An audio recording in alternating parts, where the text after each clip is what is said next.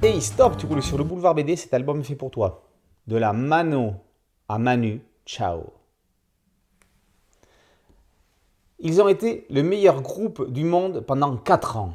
Ils ont reboosté le rock français. Ils ont chanté en espagnol, en français, en anglais, en arabe et ont commencé à sillonner le monde.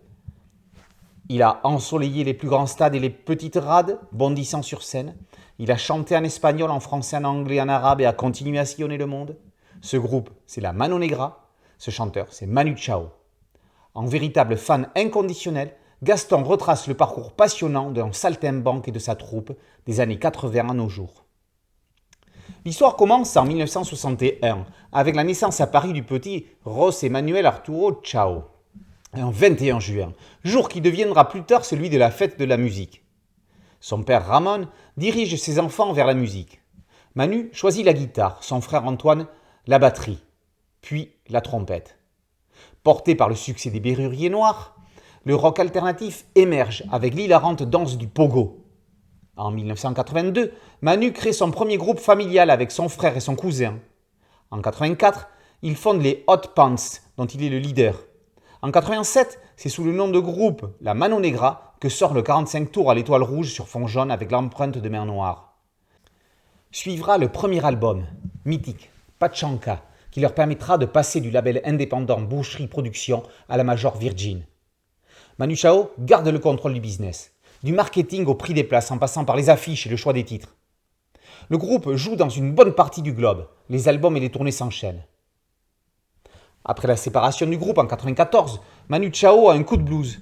Il continue de voyager, continue la musique, mais songe à arrêter sa carrière pour passer à autre chose.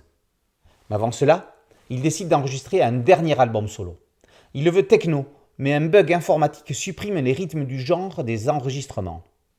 Tant pis, l'album sort comme ça en 1998, comme une maquette.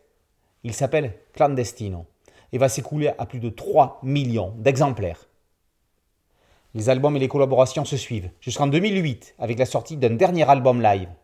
Depuis, Manu Chao continue à tourner, mais a une autre conception de distribution de la musique. C'est un philanthrope. Il se fait plaisir et fait plaisir à ceux qui suivent sa carrière. Après Bobby Lapointe et Renaud, Gaston s'intéresse à Manu Chao et à la Mano Negra. Dans un petit album passionnant, il témoigne d'un amour profond pour la musique de ce troubadour des temps modernes, sans pour autant jamais tomber dans une hagiographie. Le livre est accompagné d'une bande son que l'on peut découvrir grâce aux nombreux QR codes qui parsèment les pages. Majid Cherfi, le pote de toujours, signe la préface. Et là où l'on voit que la musique de Manu Chao a quelque chose de magique, c'est qu'il intéressera tout autant les aficionados que les profanes. De la Mano à Manu Chao, par Gaston et par vos éditions ID+.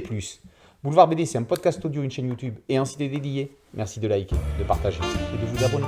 A très bientôt sur Boulevard BD. Ciao.